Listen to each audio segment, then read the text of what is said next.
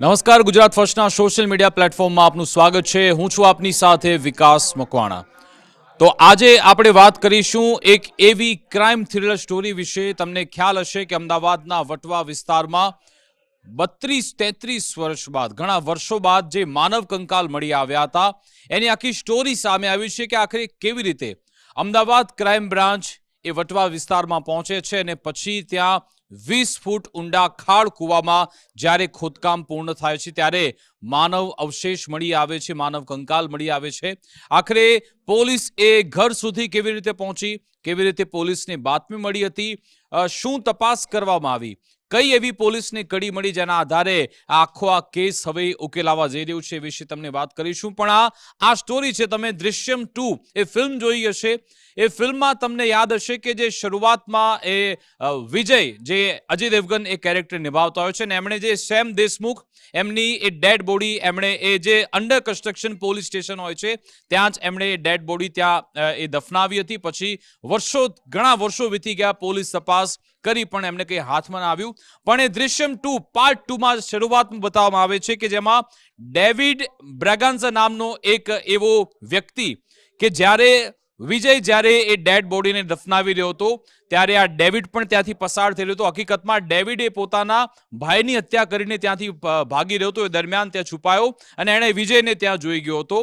અને એક આવો સાક્ષી પણ આ થિયરીમાં છે કે વર્ષ સુધી કોઈને ખબર ના પડી. વટવા વિસ્તારમાં જે આ ડેડ બોડી દફનાવવામાં આવી હતી ત્યારે પણ આવો ડેવિડ જેવો જે સાક્ષીનું નામ મને ખબર છે પણ અત્યારે એની આઈડેન્ટિફિકેશન નથી કરવાનું, એટલા માટે નથી જણાવતો. પણ વટવા વિસ્તારમાં પણ એક આવો સાક્ષી ત્યાંથી નીકળી રહ્યો હતો અને એ જોઈ ગયો કે 4 લોકો એક ડેડ બોડી દફનાવી રહ્યા છે. આ 1992નો આખો કિસ્સો છે. અને પછી પોલીસ એ વ્યક્તિ સુધી પહોંચે છે અને એના આધારે વટવા વિસ્તારમાં અહીંયા ખોદકામ થાય છે ને પછી એ માનવ અવશેષ મળે છે. હકીકતમાં આ આખી વટવા વિસ્તારની જે કહાની છે એમાં ઘણા બધા કેરેક્ટર છે. કયા કેરેક્ટર છે? એક તો એ શમશુદ્દીન મુસાજી ખેડાવાલા, જે આમાં મુખ્ય કિરદાર એનું છે, મુખ્ય આરોપી છે. સાથે એનો ભાઈ ઇકબાલ મુસાજી ખેડાવાલા, અબ્દુલ કરીમ કે જે શમશુદ્દીનનો મિત્ર છે, શાલિયા બીબી, અને સાથે જેનું નામ આમાં આવી રહ્યું છે ફરઝાના. કથિત રીતે કહેવામાં આવી રહ્યું છે કે આ જે માનવ અવશેષ મળ્યા છે એ કદાચ ફરઝાનાના જ છે. હવે આની કહાનીની શરૂઆત ક્યાંથી થાય છે એની વાત કરીએ તો ફરઝાના કે જે અમદાવાદના ધોળકા વિસ્તારમાં એ પહેલા રહેતી હતી, ત્યારબાદ એના લગ્ન થઈ ગયા, પછી એ સુરત જતી રહે છે. સુરતમાં એના લગ્ન સંબંધ એટલા બધા નથી ચાલતા કારણ કે ફરઝાના પહેલેથી જ પોતાની લાઈફસ્ટાઈલને લઈ એ ચર્ચામાં હોય છે. પહેલા તમને આ વિડીયો હું પહેલા બતાવી દઉં કારણ કે આપણે શરૂઆત કરી નાખી. કુતુબનગર, અમદાવાદના વટવાનું કુતુબનગર આ વિસ્તાર છે, ત્યાં જ આખી આ કહાની થઈ હતી. તમે જો કે જ્યારે પોલીસની ટીમ પહોંચે છે ત્યારે આ ક્રાઇમ બ્રાન્ચ તરફથી આખી આ પ્રેસ કોન્ફરન્સ કરવામાં આવી, એની તમામ ડિટેલ્સ આપવામાં આવી, કેવી રીતે ખોદકામ થયું. ને હું ફરઝાનાની સ્ટોરી વિશે તમે જો કે આ એ કુતુબનગરમાં આવેલું મકાન જ્યાં જેસીબી વડે ખોદકામ થયું ને અંતે ત્યાંથી માનવ અવશેષ મળી આવ્યા. હવે ફરઝાના જે એના લગ્ન થઈ ગયા હતા, સુરત એના લગ્ન થયા હતા, ત્યારબાદ એની પોતાની જે મનમરજીથી પોતાનું જીવન જીવતી હતી, એની લાઈફસ્ટાઈલ એવી હતી. પછી એ એના લગ્ન સંબંધને તોડીને ધોળકા પરત આવી ગઈ હતી ફરઝાના. અને પછી એ ત્યાં આવ્યા બાદ પણ પછી એ શમશુદ્દીનના સંપર્કમાં આવે છે. શમશુદ્દીન અમદાવાદનો જ એ યુવક હતો, 1992ની આ વાત કરી રહ્યો છું. અને જે તે સમય દરમિયાન શમશુદ્દીન અને ફરઝાના એ બંનેના પ્રેમ સંબંધની શરૂઆત થાય છે ને પ્રેમ સંબંધ પછી લગ્નમાં પણ પરિણમે છે. શમશુદ્દીન અને ફરઝાના બંને લગ્ન પણ કરી લે છે. પણ આ સમય જતા શમશુદ્દીનને ખબર પડે છે કે હજુ પણ ફરઝાના એની મનગમતી લાઈફસ્ટાઈલ જીવે છે, હજુ પણ એ માનતી નથી અને એને લઈ બંને વચ્ચે તકરાર થતી રહેતી હતી. એટલા માટે જ પછી શમશુદ્દીને આ વાત એને પોતાના જે ભાઈ છે, મોટા ભાઈ ઇકબાલ મુસાજી ખેડાવાલા, શમશુદ્દીને એણે આ આખી વિગત એના ભાઈને પણ કહી. સાથે એનો મિત્ર છે કરીમ, અબ્દુલ કરીમ, એનો મિત્ર છે. આ બંનેને વાત કરી કે હું પરેશાન થઈ ગયો છું આ સંબંધથી, મારે આમાંથી છૂટવું છે. પણ ફરઝાના એ લગ્ન સંબંધ પણ નહોતી તોડતી, ઉપરથી એની જે લાઈફસ્ટાઈલ છે અથવા તો સ્વચ્છંદી સ્વભાવ છે એ ફરઝાનાએ ચાલુ રાખ્યો હતો. અને એટલા માટે જ પછી અહીંયાથી આ આખી વાર્તાના મૂળ એમાં નાખવામાં આવે છે. અને એટલા માટે જ એ પછી ઇકબાલ ખેડાવાલા હોય કે પછી અબ્દુલ કરીમ, આ લોકો એક પ્લાન બનાવે છે અને એમાં કેરેક્ટર એન્ટર થાય છે શાલિયા બીબી. આ મકાન પહેલા શાલિયા બીબીનું હતું, જો કે એને પછી વેચી નાખ્યું હતું અને આખો આ જે ઘટનાક્રમ થયો શાલિયા બીબીના ઘરમાં જ થયો છે, એ પોલીસે એ જણાવ્યું છે. હવે અબ્દુલ કરીમ હોય છે, એણે કેટલાક રૂપિયા અગાઉ શાલિયા બીબીને આપ્યા હતા, એટલે કે એક પ્રકારનું ઓબ્લાઇઝ હતું, એના પર એક ભારણ હતું કે ભાઈ તમે મારી મદદ કરી હતી, હવે તમારે મદદ કરવાનો વારો છે. એટલે આ લોકોએ પ્લાન બનાવ્યો. કોણે? અબ્દુલ કરીમ, ઇકબાલ મુસાજી ખેડાવાલા અને શમસુદ્દીન મુસાજી. એ જે 1992 નો સમય હતો, આ લોકો જે યુવતી છે ફરઝાના, એને લઈને આ વિસ્તારમાં પહોંચે છે, અમદાવાદનો આ વટવા વિસ્તાર, જ્યાં આનું મકાન છે શાલિયા બીબી, ત્યાં લોકો રાત રોકાવા જાય છે. તો જેવા શમસુદ્દીન અને ફરઝાના સુઈ જાય છે, આ શાલિયા બીબી હોય કે પછી ઇકબાલ મુસાજી ખેડાવાલા, અબ્દુલ કરીમ, આ લોકો ગળું દબાવીને ફરઝાનાની હત્યા કરી નાખે છે, એવી આમાં સ્ટોરી છે. પણ આમાં જ્યારે હત્યા થઈ જાય છે પછી મૃતદેહનું કરવું શું? તો એ લોકો પ્લાન બનાવે છે કે એમના ઘરના પાછળમાં આવેલે જે એરિયા છે, ત્યાં એક ખાડકૂવો આવેલો છે, એ ત્યાંનો કોઈ ઉપયોગ થતો નથી, એટલે પહેલાથી જ એમણે તો એ ખાડકૂવો ખોદી રાખ્યો હતો, લગભગ 20 ફૂટ સુધી એને ખોદી રાખ્યો હતો અને ત્યાં એમણે આ મૃતદેહ દફનાવવાનું નક્કી કર્યું. 1992 નો આખો આ સમયગાળો હતો. પણ તમને ખ્યાલ છે કે મેં જે હમણાં દૃશ્યમ 2 ની જે વાત કરી, જે ડેવિડ નામનો વ્યક્તિ ત્યાંથી પસાર થઈ રહ્યો હતો દૃશ્યમ 2 માં, એવી રીતે આ સ્ટોરીમાં પણ ટ્વિસ્ટ એ આવ્યો કે જ્યારે આ 4 લોકો એ મૃતદેહ દફનાવી રહ્યા હતા, ત્યારે ત્યાંથી નીકળે છે એ શાલિયા બીબી, એમનો જે એક પરિચિત વ્યક્તિ ત્યાંથી નીકળે છે અને જોઈ જાય છે કે આ 4 લોકો એક ડેડ બોડી દફનાવી રહ્યા છે.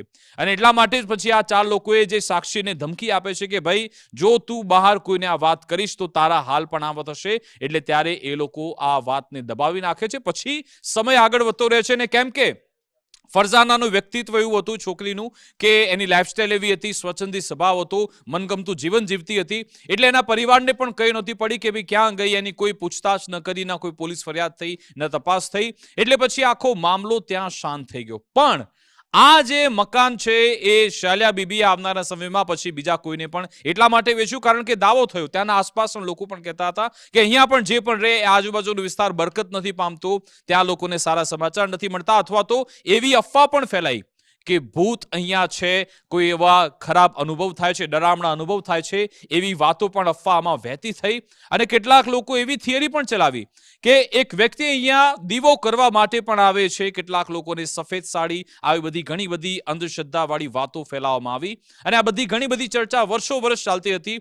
એવામાં અમદાવાદ ક્રાઇમ બ્રાન્ચ કે જે પાતાળમાંથી પણ એ ગુનેગારને શોધી કાઢે છે અને જેટલા પણ એવા વણ ઉકેલાયેલા ગુના છે, વર્ષો વર્ષના એવા ગુના કે જેમાં ફક્ત એક જ કડી હોય, એના પર અમદાવાદ ક્રાઇમ બ્રાન્ચ હંમેશા નજર રાખતી હોય છે. આ કેસ પણ એવો હતો કે જેમાં ફક્ત એક વાર્તા હતી કે એક આવું મકાન છે અને એક આવી હત્યા થઈ છે. એના સિવાય કારણ કે આખો વિસ્તાર ખૂબ મોટો છે, આ પરિવારના લોકો કોણ છે, ક્યાં છે, કોઈ ખબર નથી, આખા વિસ્તારમાં ઘર શોધવું એ પણ એક મોટો પડકાર હતો. અમદાવાદ ક્રાઇમ બ્રાન્ચને કોન્સ્ટેબલને આ તમામ વાર્તાઓ એમને મળે છે, આ તમામ કડીઓ એમને મળે છે કે ભાઈ એ વટવા વિસ્તારમાં એક આવું મકાન આવેલું છે, ત્યાં એક વ્યક્તિની આવી રીતે વર્ષો પહેલા હત્યા થઈ ગઈ હતી અને એનો અહેસાસ આસપાસના લોકોને થઈ રહ્યો છે. અને એટલા માટે જ પછી એમણે જે અમદાવાદ ક્રાઇમ બ્રાન્ચના જે પોલીસ ઇન્સ્પેક્ટર છે એપી જેબલિયા સાહેબ, એમણે આ તમામ વિગત એમના સુધી પહોંચાડી અને પછી જેબલિયા સાહેબે જે ઉપરી અધિકારી છે શરદ સિંઘલ સહિતના જે મોટા અધિકારી, એમના સુધી પણ આ તમામ વિગત પહોંચાડી. પણ આ વિગતો એટલી પૂરતી નહોતી, કારણ કે એમાં તમે કોઈ ફક્ત શંકાના આધારે, આવી વાતોના આધારે તમે કોઈના પર કેસ ન કરી શકો અથવા તો તમે તપાસ ન કરી શકો.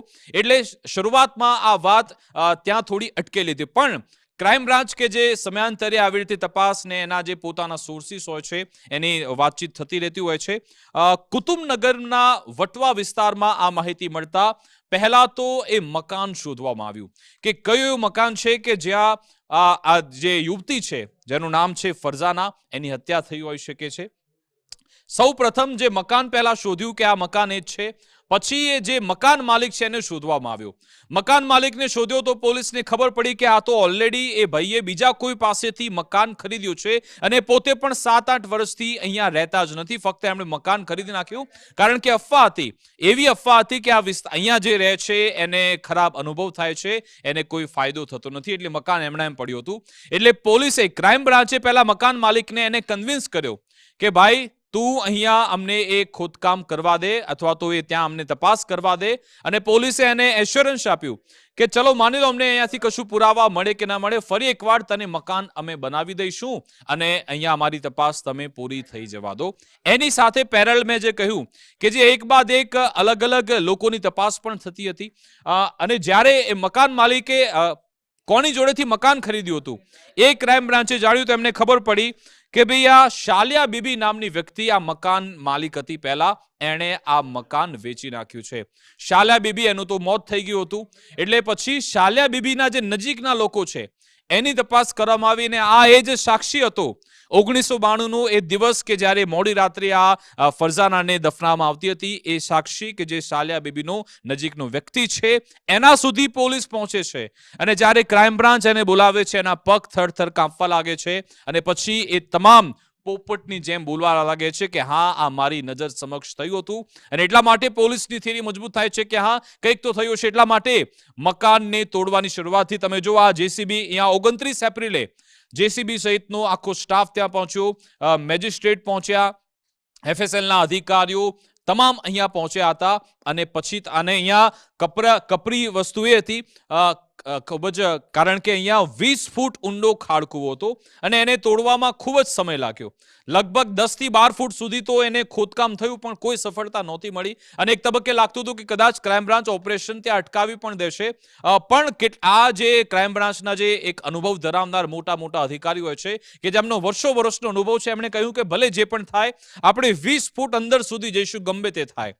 અને જેમ જેમ આ ખોદકામ થતું ગયું એમ પછી એમની હિંમત થોડી એમની ખૂટતી હતી. પણ અંતે મોડી સાંજે એમને ખ્યાલ આવ્યો કે ભાઈ થોડા આમાં વાળ મળી આવે છે. કારણ કે જ્યારે શરૂઆતમાં ખોદકામની વાત આવી હતી ત્યારે એવી ચર્ચા હતી કે ભાઈ આટલા વર્ષો જ્યારે એનું કંકાલ પડ્યું હોય તો એમાં એના અંગ બધા ઓગળી ગયા હશે, ફક્ત દાંત જ હશે. એના આધારે તપાસ થશે કે કેમ.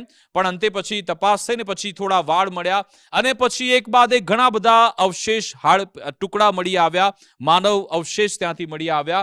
અને પછી એ થિયરી મજબૂત થઈ કે હા અહીંયા કોઈની લાશ તો દાટવામાં આવી જતી. ઘણા બધા એવા વિઝ્યુઅલ છે, અમે એ વિચલિત તમને કરી શકીએ છીએ એટલા માટે અમે તમને નથી બતાવતા.